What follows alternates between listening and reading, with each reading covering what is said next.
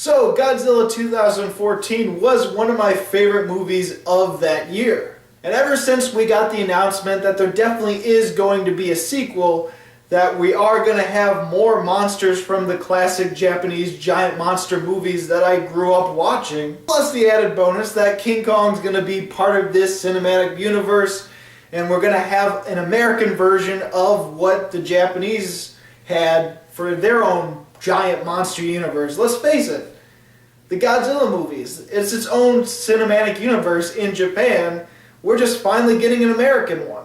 And so Kong Skull Island was one of my most anticipated films of 2017, and when I found out that it was actually coming out on my birthday, it just felt too good to be true. Well, it was true. And I didn't get to see it on my birthday. I saw it Saturday because that's when I see movies. So I saw it on the 11th. And I have to say, definitely one of my favorite movies so far this year. Granted, like I said, and I always say this whenever I say it's one of my favorite movies of the year, we're only in March, but this has a good chance at staying towards the top.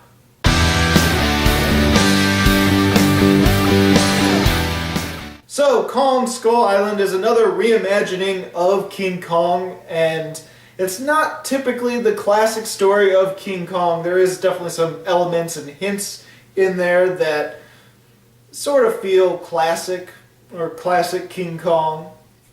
And if you think he's way bigger than usual and very different, well, it's because it's to add him to this giant monster cinematic universe, and, well, there was a King Kong versus Godzilla quite some time ago, decades ago. I can't remember when it actually came out. It was long before I was born. And so let's just say King Kong's more like that and not like what we expect him from, like the classic King Kong and the remake and the other remake.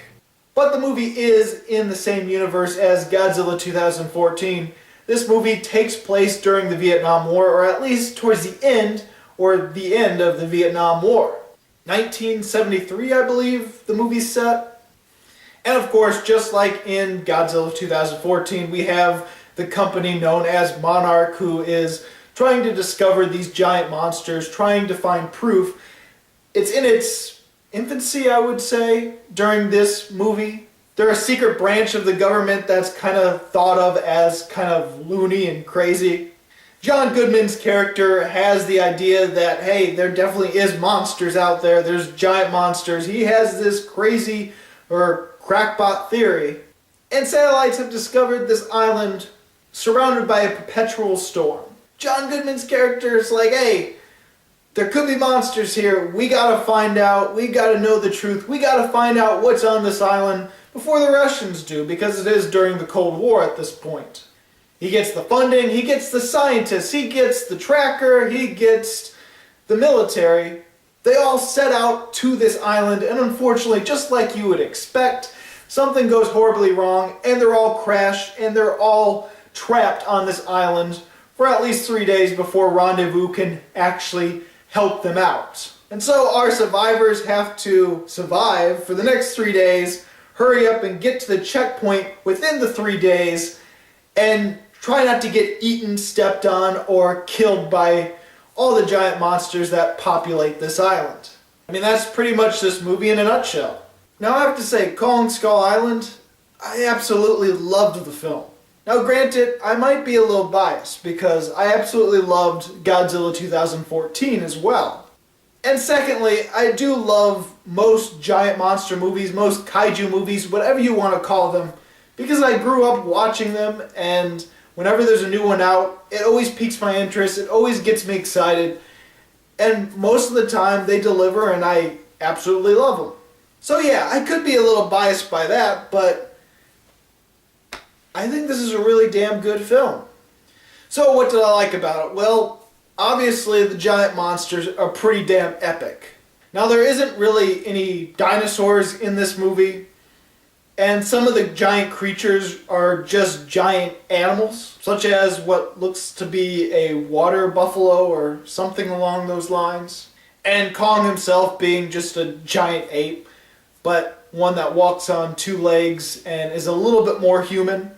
I mean, he's still a giant ape, but I mean, he kind of reminds me of what you'd expect from, like, Dawn of the Planet of the Apes and the new one that's coming out, War of the Planet of the Apes. He looks like he would be something in... It looks like he would be a giant version of one of those.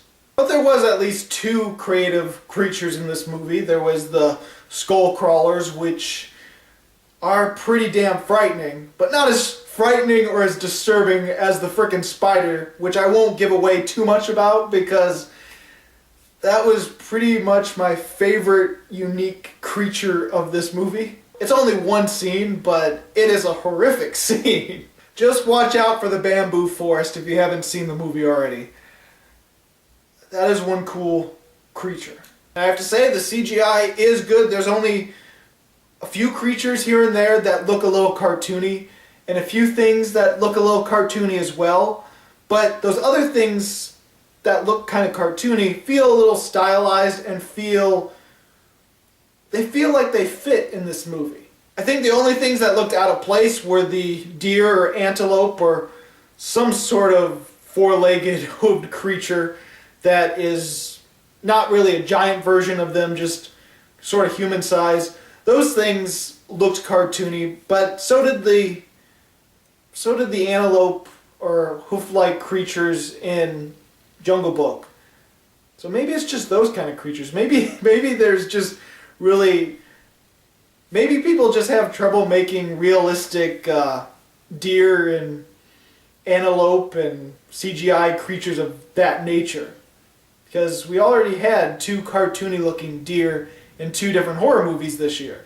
But other than that, the CGI was damn epic, and I really felt like I was watching giant monsters, and it didn't help that I did have 3D when I watched the movie. Yeah, I saw it in 3D. I treated myself. It was the only movie that came to our theater for the week. I mean, we didn't get Raw or Personal Shopper or My Scientology movie, because why would our hometown get those movies? That's not the type of films we get in my town. We get mainstream stuff, wide release stuff, things that a lot of people want to go see in this town. Anyway, I just went completely off topic. Kong looked good, he was amazing, the creatures looked really epic and horrific and monstrous. And there was quite a few giant monster fights in this movie. There was at least 3 or 4. Actually, let's count them out. There was there was like a giant octopus fight. There was Kong versus like 2 skull crushers or crawlers. There was the final fight at the end. So 3 giant monster fights. But then you also had the humans fighting off the spider, and you also had Kong destroying all these helicopters. So there was big fight action sequences in this movie. Well, and then also the humans against the skull crawlers. So there, 6. There's 6. Oh, and then the trap for 7. Let's just count 7. And so if you're just a fan that just wants to see giant monsters fighting, you'll have just enough of it in this movie, and you might have your fill of it, and you might be just completely entertained just by that alone. Other than the CGI, the cinematography was also flashy, really great.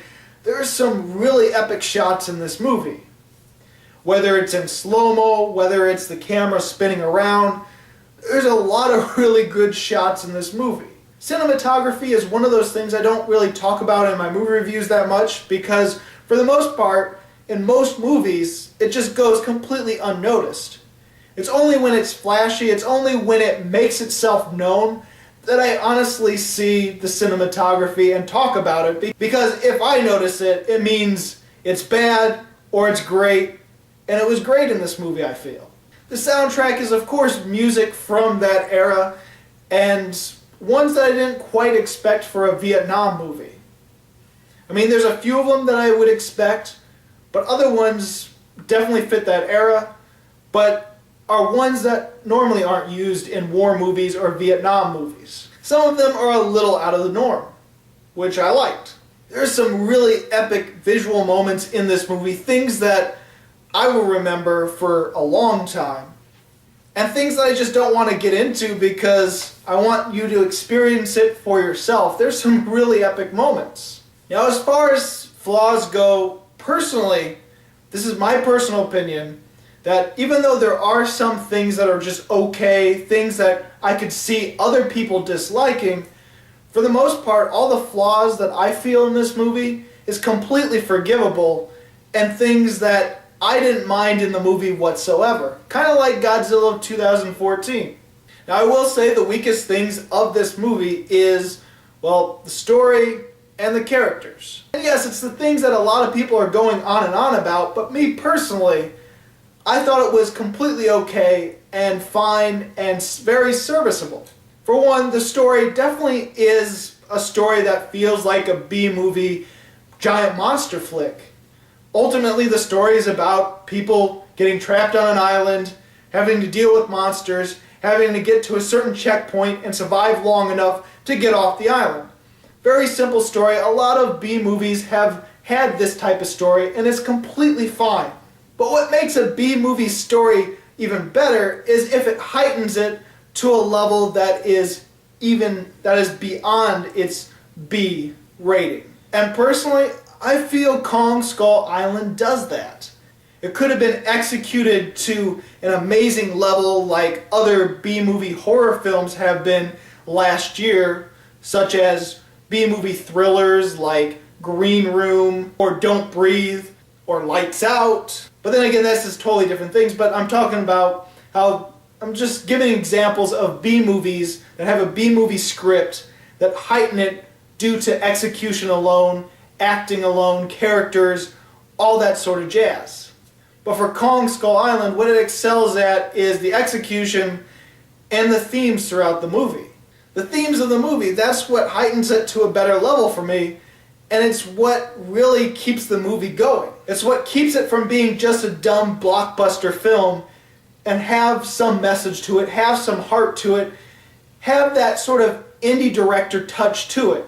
Maybe that's why they get a bunch of indie directors to do these big blockbuster films, because they can add a little bit something more to it than just being a dumb, big, budgeted blockbuster. This movie is a giant monster movie. There is no doubt about that. What it also is a very acceptable Vietnam movie. And I'm not talking about a war movie in general. I'm talking about the same type of themes and messages you'd find in a Vietnam movie or a lot of classic Vietnam movies. Hell, you can see it in a lot of modern day war movies as well. It seems like a lot of people miss this because some people really question the motivation of Samuel Jackson's character in the movie, but it does cover sort of post-traumatic stress, or at least a soldier that is addicted to war. I mean, it does it subtly at first. It doesn't tell us that he's addicted to war. It doesn't tell us that he wants the war to keep going on. It shows us as he's depressed that they're going to be shipping out soon.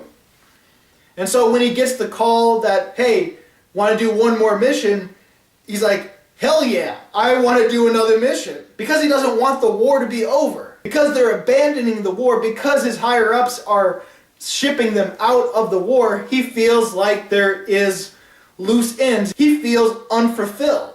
Or maybe he's just addicted to war, and that revenge consumes him because, hey, I can keep fighting, I have a purpose, I do not want to abandon this purpose. You also have the anti-war message that you might expect from a Vietnam movie or any sort of modern day war movie in general. Because let's face it, there was a lot of Vietnam War vets that came home to realize that a lot of people hated the war, hated what it stood for, and felt it was meaningless, and so they got persecuted for being in the war. And this movie sort of tangles that as well.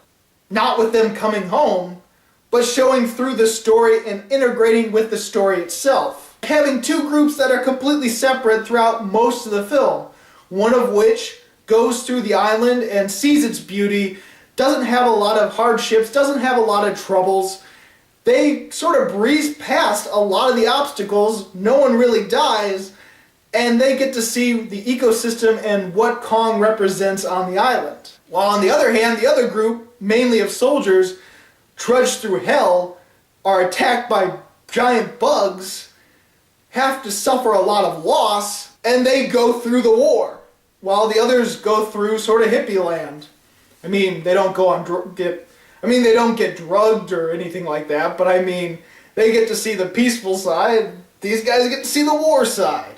And there's a lot of other things that I can add to this, but I'd rather you see the movie, and if you didn't understand it, if you question it, or curious what I think about certain things, I'd rather talk about it in the comments below, rather than spoil things for the people who haven't seen the movie yet. And so I do feel there is a deeper story within this film, and a smarter story within this film that peeks its head out of the surface every so often, so that viewers like me can definitely see it blatantly, while still being subtle enough that people that haven't seen a lot of movies might completely skip and completely miss. Now, another thing that is kind of lacking is the characters, but I feel that this is part of the theme as well. Theme about war, anti-war, themes that pertain to the Vietnam War, or quite frankly, even the Iraq War. I think actually having the characters as one-dimensional and disposable actually works for the film's message. Now, honestly, I think the film does a decent job at showing both sides of the story, because I do feel bad for Samuel Jackson's character, while I understand how other people will think, oh, he's freaking insane. It's like, hey, you went through hell, but you're doing the wrong thing, pal. And to be frank, a lot of the characters have pretty meaningless deaths. But I feel this is just a way of showing casualties of war, and just showing that, hey, if you're in a war that might be meaningless or something you don't completely agree with, you die a pretty meaningless death. And some of these deaths actually subvert our expectations. Like, one character is gonna die a heroic death, we think, and he just gets swatted away and dies completely meaningless. Which is actually, it made me mad, but at the same time it felt like it was supposed to make me mad because of the themes that I've been seeing throughout the entire film and the message of the film. So honestly, I think the disposable characters, one-dimensional characters actually work for the film. It's just a matter of whether you like it or whether you don't like it. For me, I'm accepting of it in this movie. Plus, I feel all the actors did an extremely well job and had charisma that boosted their characters and actually made them interesting and made me feel for the characters. Maybe not as them as characters themselves, but it just made me actually care about them in a way where I wanted to know whether they died or didn't. I mean, hell, all the actors and actresses involved are really phenomenal actors and actresses, and they add to these characters by adding charisma and adding personality and making them fun characters to watch, or at least characters to care about. I mean, you got Tom Hiddleston as our rugged adventurer type person, our tracker that's going to help lead one of the groups. You got Samuel L. Jackson sort of playing the soldier losing his mind and losing everything and being fueled by revenge and the addiction to war, who's unfortunately leading his soldiers and leading them to their deaths, most likely. You got Brie Larson that, yeah, her character takes a lot of photos throughout the movie. She's a photographer. She's an anti-war photographer. John C. Reilly was really funny as this stranded soldier that gets stranded back in World War II, and so he's sort of been frozen in time on this island. And so when other people actually come, he has some funny lines with the fact that he doesn't know what's been happening in the world. One of the things he asks, did we win the war? Because he was in World War II. And they're like, which war? Which one? I know that sounds like it could be pretty lame, but it's delivered really nicely in the film. I think he added some really good comedic value to the film. We also have John Goodman, who I stated earlier. You got Corey Hawkins, who played Dr. Dre in Straight Outta Compton. He's a geologist in this movie. He's a scientist. He did pretty damn good. There's yet another actor from Straight Outta Compton in this film. Jason Mitchell, who was Eazy-E. You also got Toby Kebbell, and the list could go on and on. I think all these actors and actresses brought something to the characters that the characters themselves might not have had within the movie. The script is another thing that people have been complaining about.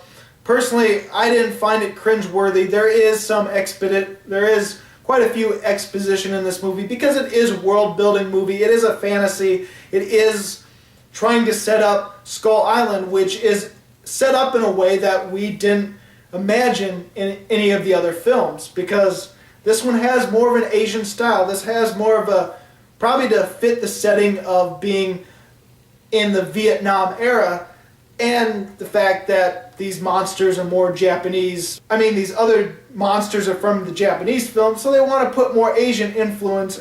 I think there are some people that are going to see this movie and just think, oh, it's just a cash grab, it's just to try to introduce us to Kong so he can be in a cinematic universe with Godzilla. I mean, if you think that way, I'm not going to be able to change your mind. It is a story. It does have an ending, a middle, and beginning. It doesn't feel like a cash grab to me, but then again, some other people probably will think that.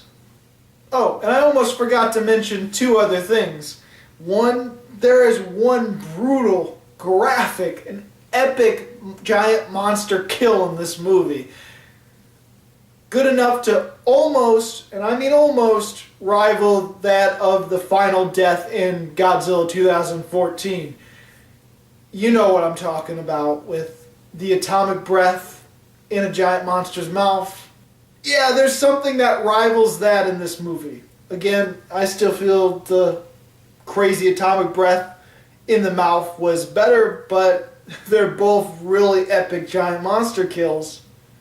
And there is a post-credit sequence in the movie. If you didn't realize that, there was, and if you want to know more about that because you went to the movie, had no idea there was a post-credit sequence, still don't know it until I just said there was, I can tell you what it is in the comment section if you really want to know and felt like you missed out. Or you can just look it up online, because there's plenty of sites that probably would tell you what happened. But honestly, that post-credit scene just made me even more excited about the oncoming next giant monster movies. Godzilla 2 and King Kong vs. Godzilla. I can't wait for them. I really want them now. I wish they didn't come out in 2019 and 2020. I wish it was a little sooner. But till then, we got another giant monster movie in April this year, Colossal, which is, I know it's not the same universe at all, it's a totally different movie, which looks really fun and entertaining. And I know there's going to be a sequel to Pacific Rim as well sometime. Maybe that'll be next year, maybe it'll be this year. I honestly don't know.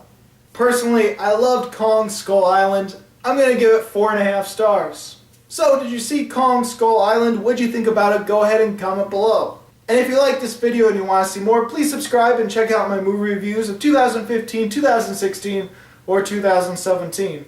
Wish I had some of 2014, because maybe then I would have had the Godzilla review. But I didn't do reviews back then. And as always, this is Bruce Gifford, and this was Just My Opinion.